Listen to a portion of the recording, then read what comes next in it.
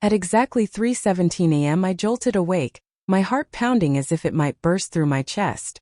A blaring alarm shattered the quiet night, mingling with the screech of tires and the blinding flash of red and blue lights bouncing off my bedroom walls. My mind was foggy, my body unsteady as I stumbled out of bed, desperate to make sense of the chaos. It felt like the world was trembling, and in that moment all I could think about was whether my family was safe. I rushed to the window, yanked back the curtains, and what I saw made my blood run cold. Outside, a team of armed police officers was moving with terrifying precision. They glided like shadows, barking commands through radios, their flashlights slicing through the darkness. The scene was straight out of a Hollywood raid, but what stopped my breath wasn't their presence. My gaze dropped to the parking spot in front of my house, where my Jeep Wrangler, my pride and joy, meticulously locked and parked per strict instructions from the police task force, had vanished. In its place stood a garish orange traffic cone, mocking me with its presence. Pinned to it was a sticky note scrawled with the words, "Code violation. HOA confiscated." I stood frozen, reeling as if I'd been punched in the gut. That Jeep wasn't just a vehicle. It was a piece of me, a symbol of the years I'd spent in war zones, of resilience and freedom. More than that, it was carrying covert surveillance equipment, used by the task force to monitor a dangerous drug ring in this supposedly peaceful neighborhood. I'd done everything right. Parked it on my own property, secured it with a heavy-duty steel lock, even rotated its angle every few days as instructed to avoid suspicion. Yet now it was gone, stolen right under my nose by the Homeowners Association, or more precisely by Olivia Liv Hawthorne, the self-proclaimed queen of Willow Grove. Liv wasn't just controlling. She was the embodiment of unchecked authority, a nightmare cloaked in a pastel pink blazer and a fake smile. From the moment I moved here, dreaming of a fresh start with a house that had a backyard for my dog and a garage for fixing motorcycles, Liv had turned my life into a series of warning letters. She despised my Jeep, calling it a war toy unfit for the neighborhood's aesthetic standards. I tried to explain that the vehicle was tied to my consulting work with the police, but Liv just scoffed, telling me to buy a civilized sedan instead. Now, standing at the window staring at that absurd traffic cone, I didn't know whether to scream in rage, cry in frustration, or laugh at the sheer ridiculousness of it all. Liv, in her arrogance, had cut the lock and had my Jeep, a federal asset, towed to who knows where, unwittingly sabotaging a months-long investigation. When the task force knocked on my door demanding to know where the Jeep was, I could only shake my head, dread settling in my chest. How could I possibly explain that a government vehicle had been confiscated by an HOA president with a power trip, as if it were some rusty old bike? After the heart-stopping moment at 3:17 a.m., when I discovered my beloved Jeep, my symbol of resilience and a covert surveillance tool for the police task force, had been confiscated by the Homeowners Association (HOA). Replaced by a garish traffic cone, it felt like the ground beneath me had collapsed. My heart raced, not just from the loss but from dread of the consequences. A months-long drug investigation could unravel because of someone's arrogance. As the task force pounded on my door, their stern gazes weighing heavily on my shoulders, I knew I had to uncover the culprit. And the name that flashed in my mind like a nightmare clad in a teal blazer was none other than Margaret Maggie Thornton, the HOA president of Willow Grove, or as neighbors whispered, Maggie Supreme. Maggie wasn't just controlling. She was the embodiment of unchecked authority, a tempest disguised with a forced smile and a piercing stare. From the moment I moved to Willow Grove, dreaming of a peaceful life with a backyard for my dog Max and a garage for fixing motorcycles, Maggie had turned this neighborhood into a battlefield of absurd rules. She emerged like a self-appointed judge, clipboard in hand, ready to fine anyone whose grass grew half an inch too tall or who left Halloween lights up past October. But with me, Maggie harbored a personal vendetta, and at its core was my matte black Jeep Wrangler, with its tactical paint and reinforced bumpers. To me, it was a piece of my life, a relic from my days in war zones. To Maggie, it was an aesthetic blight, a visual threat, to the perfect suburb she envisioned. The first time Maggie saw the Jeep, she stood frozen in front of my house, her lips pursed so tightly they nearly vanished. "That doesn't belong here," she declared, her voice icy, as if the vehicle had insulted her entire lineage.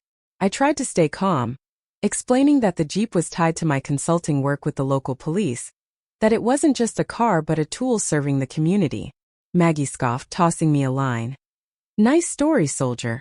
Next time, try a Toyota like a normal person. From then on, she made the Jeep her personal crusade.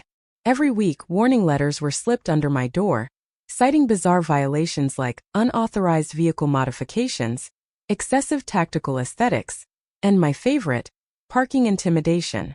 I laughed at first, thinking no one could take such nonsense seriously. But Maggie did, and her obsession didn't stop at words. What Maggie didn't know, because she was too busy memorizing HOA bylaws to notice reality, was that the Jeep had been chosen by the task force as a fixed surveillance post. They'd equipped it with hidden cameras, GPS trackers, and a digital recording unit, turning it into a perfect spy truck. With its rugged look, it blended seamlessly into the neighborhood, unnoticed by the drug ring suspects. The irony? Maggie's hatred for the Jeep was exactly why it was picked. It was too menacing for anyone to approach. I followed every task force directive. Parked it in front of my house, secured it with a heavy-duty steel lock, rotated its angle every few days to avoid suspicion. I even checked it nightly, ensuring no signs of tampering. But all that effort was futile against Maggie Thornton. In her power-drunk frenzy, Maggie crossed every line. She reported the Jeep 5 times, each time escalating her claims to abandoned vehicle status, despite my insistence that it was legally parked on my property. I confronted her, tried to reason, but Maggie just stared at me with disdain, declaring her right to handle neighborhood hazards.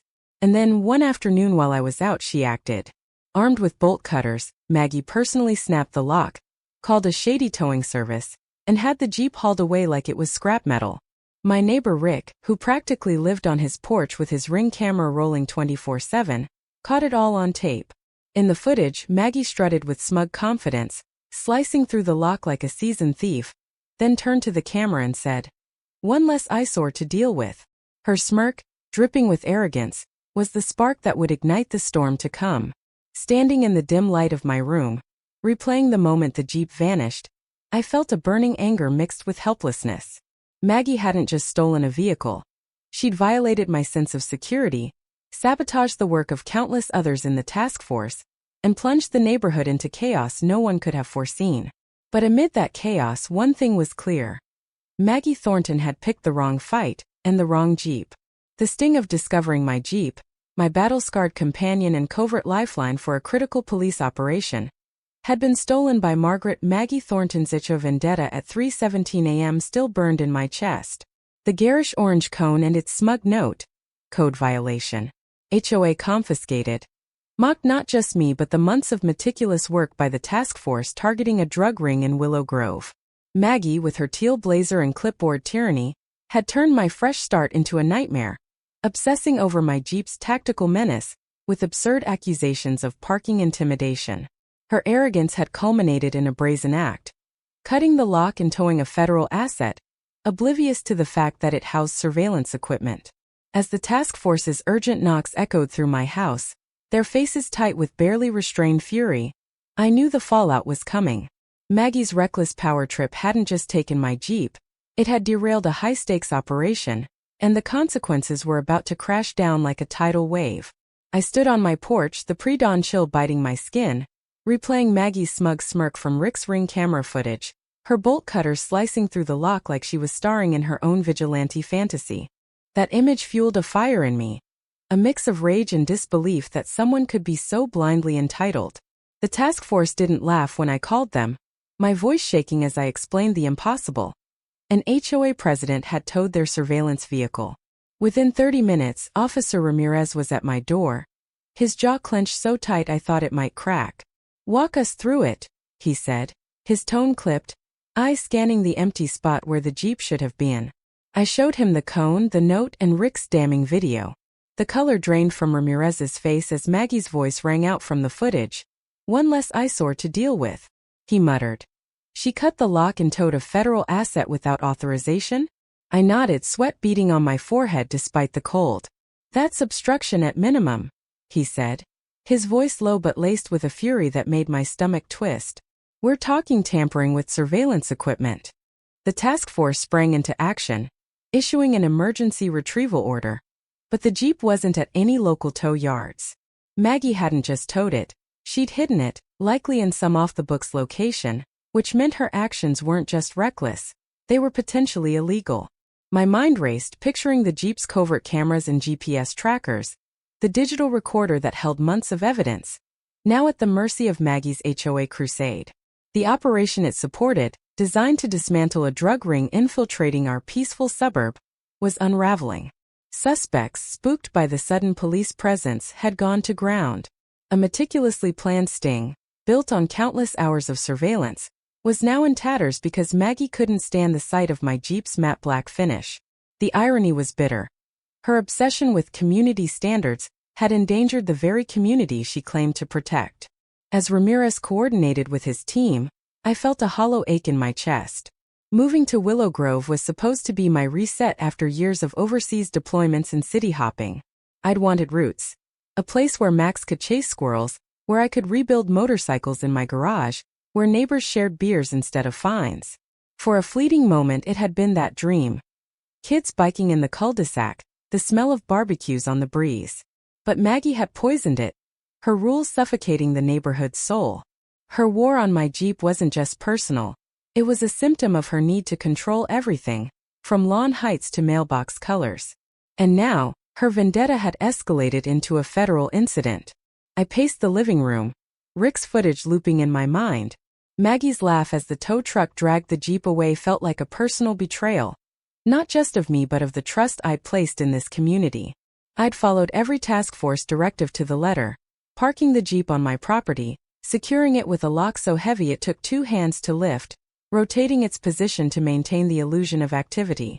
I'd done my part to keep Willow Grove safe, only for Maggie to undo it all in a fit of petty spite. Ramirez's radio crackled with updates, each one grimmer than the last. The Jeep's absence wasn't just a logistical headache. It was a gaping wound in the operation. Evidence was at risk, suspects were slipping away, and the task force was scrambling to salvage what they could. As dawn broke, casting a gray light over the neighborhood, I felt a flicker of resolve beneath the anger. Maggie had no idea what she'd unleashed. She thought she was untouchable, that her HOA bylaws were a shield against reality. But she'd crossed a line that couldn't be uncrossed, and the weight of her actions was about to hit her full force. I glanced at the orange cone, still standing where my Jeep should have been, and made a silent promise. Maggie Thornton's reign was over. She'd picked a fight with the wrong Jeep and the wrong man. The chaos of that 3:17 a.m. wake-up call, when I discovered my Jeep, a federal surveillance asset, had been stolen by Maggie Thornton's HOA crusade, still lingered like a bad dream. Her smug bolt-cutting stunt, captured on Rick's Ring camera, had not only taken my prized Wrangler, but obliterated a months-long police operation targeting a drug ring in Willow Grove. Maggie's obsession with my Jeep's tactical eyesore had escalated from petty fines to a federal offense, and as the task force's fury descended on my doorstep, I felt the weight of her arrogance crushing me. Officer Ramirez's words, "That's obstruction at minimum," echoed in my mind as the team scrambled to locate the Jeep, only to find no trace at local tow yards. Maggie hadn't just towed it, she'd hidden it, and the unraveling sting operation left me reeling with anger and dread. But the story didn't end there. The next morning, a text from Ramirez lit up my phone. "We found the Jeep. You're going to want to see this." My stomach churned, a mix of hope and fear, as I braced for what came next. I barely had time to throw on a hoodie before Ramirez pulled up in an unmarked black SUV, his face a mask of grim determination. He motioned for me to get in, saying nothing as we sped through Willow Grove's winding backroads. The silence was heavy, broken only by the hum of the engine and the occasional crackle of his radio. I could tell from his clenched jaw that whatever we were about to see wasn't just bad. It was absurd. 10 minutes later, we stopped at a rusted gate tucked behind an HOA maintenance shed I'd never noticed.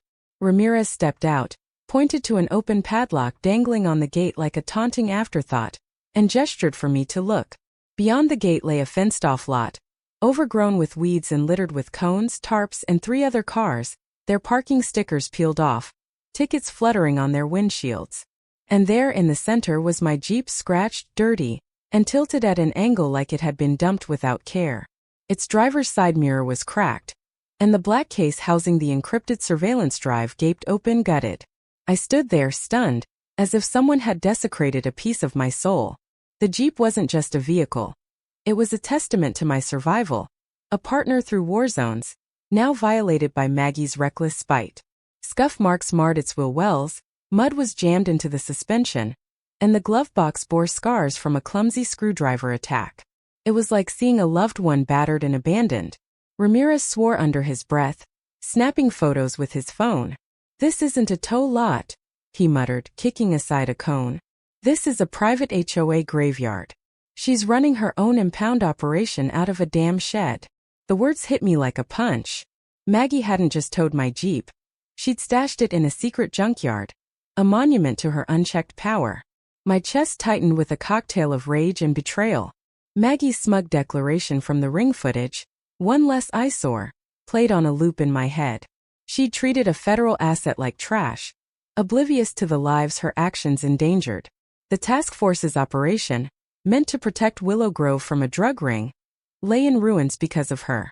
I walked around the Jeep, tracing the damage with trembling fingers, each scratch a reminder of how far she'd gone to enforce her petty vision of community standards. Ramirez called for backup and a federal evidence team, his voice sharp with urgency. The air felt thick, charged with the weight of what Maggie had done. Then, as if summoned by our collective fury, Maggie herself appeared, clip-clopping through the gravel in her signature heels, a clipboard clutched like a shield. "Oh good, you found it," she chirped, her voice dripping with false cheer, as if this were a lost and found mix-up. "I was about to notify you, but I assumed you knew the HOA was within its rights." I stared, incredulous, as she stood there, oblivious to the storm she'd unleashed. Ramirez didn't let her finish. "Ma'am, step away from the vehicle," he snapped, his tone cutting through her facade. Maggie blinked, confusion flickering across her face. "Excuse me? I'm the HOA president. I have full authority to remove unauthorized vehicles." Ramirez's eyes narrowed. "You removed federal surveillance property from an active operation. Do you understand how serious that is?" Maggie's face twisted into a mix of smugness and disbelief. "You can't be serious. That thing was a nuisance. I thought it was abandoned, it had a giant lock and sat there for a week. Honestly, I did you a favor." Her words were a slap, each one dripping with entitlement. I wanted to scream, to shake her into seeing the wreckage she'd caused. Instead, I stood frozen, watching as Ramirez signaled an officer to escort her away. She didn't go quietly, her voice rising about saving the neighborhood. As they led her off for questioning, Ramirez turned to me, his expression softening slightly. "This isn't over," he said. "She's got no idea what she stepped into." As I looked back at my battered Jeep, I felt a flicker of resolve. Maggie's empire of control was crumbling, and the truth was about to bury her. The community center was a powder keg that Friday evening, packed with residents whose whispers buzzed like static. The air was thick with tension, the kind that comes when a community's patience has been stretched to its limit. Reporters hovered at the edges, legal observers scribbled notes, and a few stoic figures in dark suits, clearly not here for the stale cookies, watched silently. I clutched a USB drive in my pocket, loaded with Rick's damning Ring camera footage and Maggie's gloating Facebook posts. My heart pounded, not with fear but with a resolve forged in the wreckage of my Jeep. Maggie had crossed a line, and tonight Willow Grove would see her for what she was. A bully cloaked in HOA authority, whose obsession with control had endangered us all. Maggie arrived 15 minutes late, striding in with a crimson blazer that screamed defiance, her clipboard clutched like a scepter. She tapped the microphone twice, her syrupy voice dripping with false sincerity. "Thank you for coming on short notice," she began, as if addressing a fan club. "I want to address the recent incident involving the removal of an illegally parked, unregistered vehicle. There's been confusion, misinformation, and frankly, hysteria." A snort from the back, Rick no doubt, cut through her words. She pressed on, claiming she'd acted to protect community safety and aesthetic standards, painting my Jeep as an abandoned eyesore. Her audacity was breathtaking, and I felt my fists clench. She was rewriting history, casting herself as the hero while dismissing the chaos she'd unleashed. I couldn't stay silent. "Misled," I said, standing, my voice louder than I'd intended. "You cut the lock off a federal vehicle, towed it without authorization, and bragged about it on Facebook. The room erupted in murmurs, heads swiveling toward Maggie. Her glare could have melted steel, but I didn't sit down. I walked to the front, handed the USB drive to the community center's IT guy, who was ready with the projector like he'd been waiting for this moment. The screen flickered, and there it was. Maggie in broad daylight, bolt cutters in hand, slicing through the lock with a smirk. The tow truck dragged the Jeep away as she laughed, her voice chilling. One less eyesore. Then came her Facebook posts, each one a nail in her coffin, mocking my military cosplay, boasting about cleaning the streets. The final post read, "Sometimes you have to break the rules to keep things tidy." The room fell silent, the weight of her arrogance suffocating. Maggie's face twitched, her composure cracking. "Perhaps I was misinformed about the vehicle's ownership," she stammered. "But it violated HOA standards, and the bylaws give me authority." A voice cut through from the side. "No, they don't." Detective Sasha Lynn stepped forward, holding a thick folder, her calm demeanor more menacing than any shout. "We've reviewed the HOA charter and your actions. You bypassed the board, used an unlicensed tow company, and hid the vehicle in an unauthorized lot. You compromised a joint task force operation, damaged federal equipment, and ended months of surveillance." Gasps rippled through the crowd. Maggie opened her mouth, but Sasha wasn't done. "Your authority doesn't shield you from obstruction of justice." The board, once Maggie's silent enablers, shifted uncomfortably. Greg, a timid man who'd always seemed scared of her, stood abruptly. "I move to suspend Margaret Thornton as HOA president pending investigation," he said, his voice shaky but firm. Another member seconded, and a third called for a vote. "All in favor?" A unanimous "I" thundered through the room. Maggie's jaw dropped, her eyes wide with disbelief, as if the world she'd ruled had betrayed her. She clutched her clipboard, sputtering, "You can't do this. I built this HO." I stepped forward, my voice steady. "You destroyed it in one afternoon." As Maggie stormed out, vowing legal retaliation, the room exhaled. Someone clapped, then another, until the entire crowd was cheering, a raw, cathartic release. Maggie's empire had crumbled, and for the first time I felt Willow Grove breathe. Sasha leaned over, her voice low. "The DA's got this now. She's not walking away clean." I nodded, the weight of the night settling in. Maggie had thought she was untouchable, but one lock, one Jeep had exposed her. The fight wasn't over, but the tide had turned, and Willow Grove was ready to reclaim its soul. The morning after the meeting, I woke to a flood of notifications on my phone. Rick, ever the opportunist, had uploaded the ring footage to Reddit's r/entitled People subreddit with the caption, "HOA tyrant cuts lock on neighbor's Jeep. Didn't know it was federal property." By noon, the post had skyrocketed to the front page, amassing over 2 million views. TikTok creators reenacted Maggie's bolt-cutting strut with dramatic slow-motion effects, while YouTube compilations dubbed her Suburbia's most dangerous Karen. Twitter threads dissected her audacity, one user calling her the HOA equivalent of a cartoon villain. Maggie's face, frozen in that smug smirk, was plastered across the internet, her name a synonym for entitled overreach. Teenagers in far-off states jokingly called their strict parents Maggie Thorntons. The viral storm was surreal, turning my Jeep into a folk hero and Maggie into a cautionary tale. I laughed at the memes, but beneath the humor, a knot of unease tightened in my chest. This wasn't just a neighborhood spat anymore. It was a national spectacle, and Maggie wasn't one to fade quietly.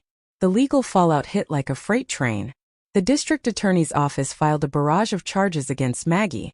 Unauthorized towing, destruction of federal property, obstruction of an investigation, and tampering with surveillance equipment. The feds, though not yet pressing charges, sent a scathing letter to the HOA, demanding full cooperation and detailing how Maggie's actions had compromised their operation.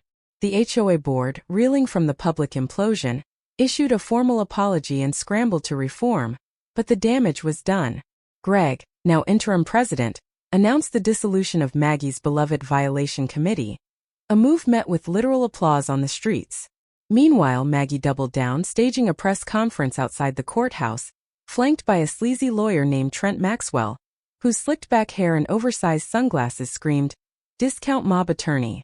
She claimed victimhood, alleging the police failed to label the Jeep as federal property, and that I had baited her by parking it legally on my own land.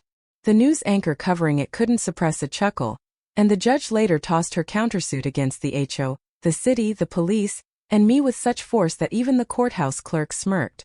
Yet, amidst the chaos, something beautiful emerged in Willow Grove. The neighborhood, once suffocated by Maggie's rules, began to breathe again. Porch chairs appeared, flags flew, and kids drew chalk murals on sidewalks without fear of fines. Neighbors who'd barely spoken now shared coffee and stories, as if Maggie's iron grip had been the only thing keeping us apart. Rick, seizing the moment, launched HOAWatchdog.net, a site compiling resources for residents harassed by overreaching associations. His timeline of the Jeep saga, complete with video evidence, legal documents, and a cheeky Team Jeep mugshot, gained traction nationwide. The community's spirit was infectious, and one woman even baked cupcakes shaped like tiny tow trucks, frosted in red and blue to honor the Jeep's return. I felt a warmth I hadn't known since moving here. A sense that Willow Grove was finally ours. The Jeep itself became a local legend. The task force replaced its damaged surveillance gear and, to my shock, gifted me an upgraded model matte black, with reinforced panels and cutting-edge tech. Officer Ramirez handed me the keys with a grin, calling it a thank you for not losing it when your HOA went rogue. I parked it front and center, exactly where the old one had stood, and kids riding by gave thumbs-ups, as if saluting a war hero.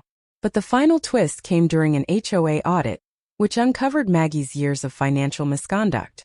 She'd siphoned thousands in HOA funds for towing fees, private contractors, and even her personal printer ink, burying it all in vague administrative recovery line items. The audit triggered a state investigation for embezzlement, piling onto her legal woes. Maggie's house went dark, her lawyers stopped returning calls, and rumors swirled that she was trying to sell.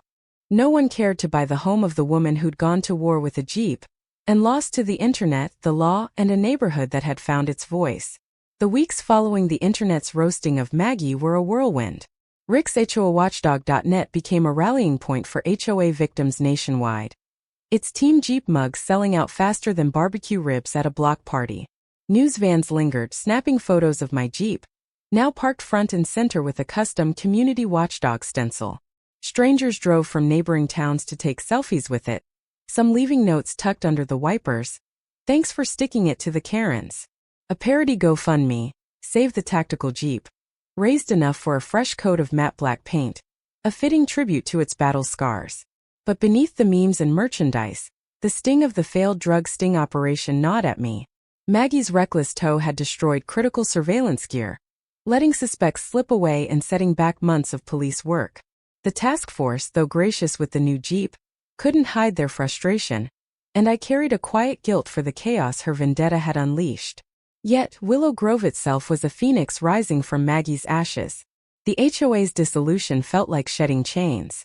Greg, the interim president, oversaw the scrapping of bylaws that had banned everything from lawn gnomes to non-neutral paint.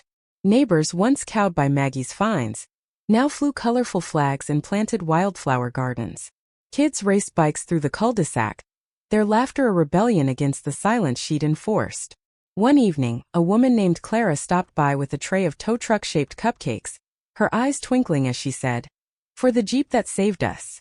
I choked up, realizing Willow Grove wasn't just healing.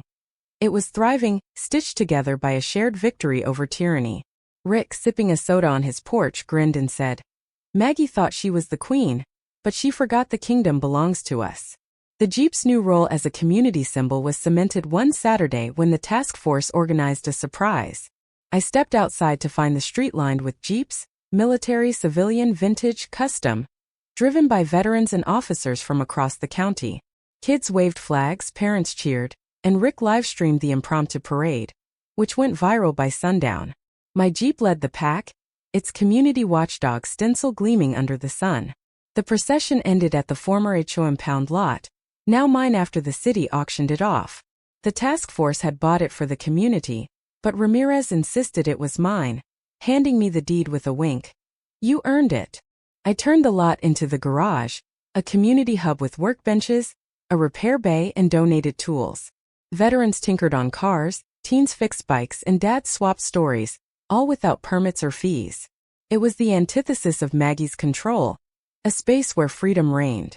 Maggie's final unraveling came quietly. Her plea deal spared her jail but slapped her with restitution, hefty fines, and a 20-year ban from HOA boards. The state's embezzlement probe exposed thousands in misused funds, sealing her disgrace. She sold her house in the dead of night, slipping away without a goodbye. No one cared. Her reign was a fading nightmare. Willow Grove, now dubbed Eyesore Estates in jest, flourished with barbecues, tree plantings, and a metal sign bolted to my curb, reserved for tactical eyesore. It became a landmark, a reminder of our defiance. As I fired up the Jeep one evening, its engine purring like a contented beast, I felt a profound peace. Maggie's one arrogant act, cutting that lock, had exposed her, dismantled her empire, and given us back our home. The Jeep wasn't just a vehicle anymore. It was a monument to resilience, a spark that lit a community's soul.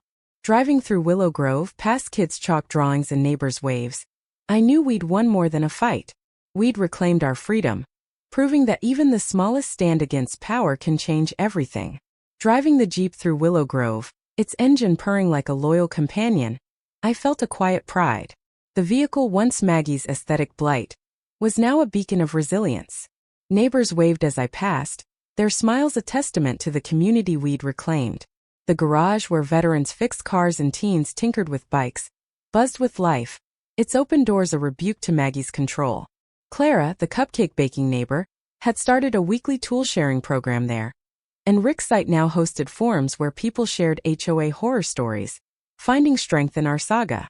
The metal sign by my curb, reserved for tactical eyesore, drew chuckles from delivery drivers and selfies from visitors.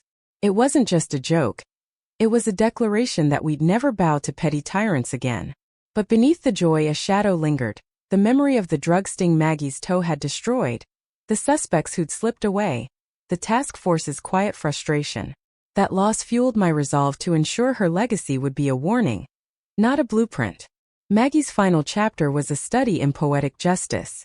Her plea deal, while sparing her jail, hit hard.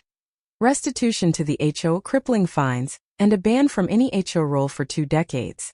The state's embezzlement probe uncovered thousands in misspent funds, towing fees, contractors, even her personal printer ink, painting her as a petty thief cloaked in authority.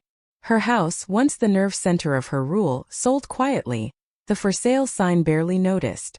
She left in the dead of night, no farewell, no fanfare. Neighbors didn't mourn. They celebrated with barbecues and tree plantings that felt like rituals of renewal. Yet I couldn't help but feel a pang of pity for Maggie. Her obsession with control had blinded her, turning her from a neighbor into a caricature. She'd thought she was protecting Willow Grove, but she'd been its greatest threat, a lesson in how power without empathy breeds ruin. The Jeep, now a rolling monument, carried more than new tech and a fresh paint job. It held the weight of our fight, a reminder that one small act, parking a vehicle standing firm, could topple a system.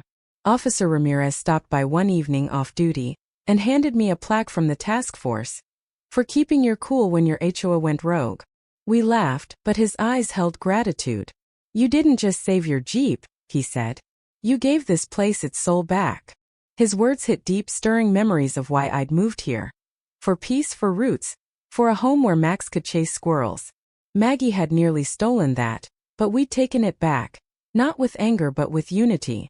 Willow Grove's rebirth was a quiet revolution. Kids' chalk murals sprawled across driveways, flags of every color flew, and mailboxes bloomed in bright hues. The garage hosted a veterans car show, drawing crowds from neighboring towns, and Rick's live stream of it went viral, cementing our nickname, Eyesore Estates. The irony was delicious. Maggie's hated eyesore had sparked a community prouder than her sterile vision ever allowed. As I drove the Jeep one night, its community watchdog stencil catching the streetlights, I thought of Maggie's final mistake. Cutting that lock wasn't just a crime. It was a spark that lit a fire she couldn't control. It exposed her, yes, but more importantly, it exposed the fragility of unchecked power. Looking back, the saga felt like a fever dream. A Jeep, a lock, a neighborhood reborn. But its lesson was clear. Systems built on control, not care, are doomed to fall. Maggie thought she ruled Willow Grove, but we proved the real power lies in community, in standing together against nonsense. As I parked the Jeep, kids riding by gave it a thumbs up, and I saluted back smiling. The Jeep wasn't just mine anymore. It was ours, a story we'd tell for years, a reminder that even the smallest fight can change everything. The saga of Willow Grove and the Jeep that toppled Margaret Maggie Thornton's HOA tyranny is more than a tale of viral memes and a community's triumph. It's a powerful lesson in the strength of standing up to unchecked power. Maggie's obsession with control, her reckless act of cutting the lock on a federal surveillance vehicle, and her subsequent downfall reveal a timeless truth. Systems built on arrogance and disregard for others are fragile, destined to crumble when challenged by truth and unity. Her story is a warning to those who wield authority without empathy, believing rules grant them immunity from accountability. But it's also a beacon of hope, showing that even a single act, parking a Jeep, sharing a video, or speaking out, can spark a revolution. Willow Grove's rebirth, from a neighborhood suffocated by petty fines to a vibrant eyesore estates, filled with chalk art, wildflowers, and a community garage, proves that real power lies in togetherness, in reclaiming spaces for Fr. Edom and joy. This lesson resonates far beyond our suburb. Whether you're battling an overzealous HOA, a workplace bully, or any form of overreach, the Jeep saga reminds us to hold firm, gather evidence, and rally your community. Maggie thought she was untouchable, but one bolt-cutter snap unraveled her empire, exposing her embezzlement and entitlement to a global audience. You too can challenge injustice no matter how small your stand seems. It's not about grand gestures. It's about courage, persistence, and the belief that no one should live under someone else's arbitrary thumb. Willow Grove's victory wasn't just mine or the Jeep's. It was every neighbor's, every kid who drew on the sidewalk, every veteran who found purpose in the garage. That's the legacy of this fight. A community that chose connection over control. I share this story not just to entertain but to inspire. If Maggie's downfall and Willow Grove's rise moved you, I'd love for you to join our journey. Subscribe to our channel for more tales of resilience, community, and the little fights that change everything. Your support keeps these stories alive, fueling conversations about standing up and building better. Drop a comment below. Tell us your own Maggie story, your battles with petty tyrants, or how your community came together. What's your Jeep? That symbol of defiance that sparked change. Let's build a space where we celebrate the underdogs, the watchdogs, and the moments that remind us freedom is worth fighting for. Hit that subscribe button, share your thoughts, and let's keep the spirit of eyesore estates alive, one story at a time.